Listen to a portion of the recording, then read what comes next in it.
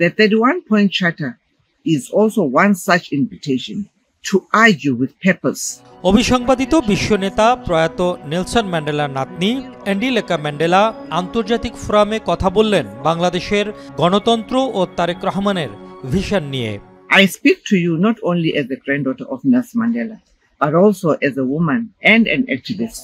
Tarique Rahman politics and policies বইকে ঘিরে আয়োজিত এক অনুষ্ঠানে তিনি প্রশংসা করেন বিএনপির ভারপ্রাপ্ত চেয়ারম্যানের রাজনৈতিক দৃষ্টিভঙ্গি ও ৩১ দফা প্রস্তাবের। The book Tariq Rahman, Politics and Policies, does more than follow one figure. It invites debates about institutions, accountability, and the people's will in modern Bangladesh.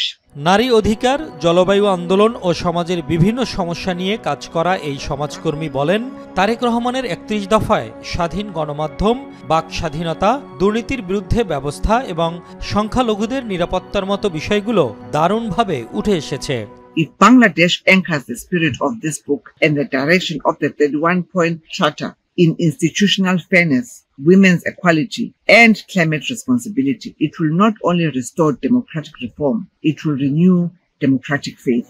Nelson ম্যান্ডেলার উত্তরসূরি হিসেবে অ্যান্ডিলেকা মনে করেন ৩১ দফার আলোকে পরিবেশ ও জলবায়ু রক্ষা আন্দোলনেও সফল হবে Bangladesh. Bangladesh sits on the front line of floods, cyclones, and displacement. Climate action is not an environmental chapter, it is a political test. আন্তর্জাতিক অঙ্গনে এমন কণ্ঠস্বর জানিয়ে দিলেও তারেক রহমানের নেতৃত্বে যে নতুন গণতন্ত্রের নকশা আঁকা হচ্ছে তা শুধু বাংলাদেশের নয়, বিশ্ব গণতন্ত্রেরও এক অনুপ্রেরণার গল্প।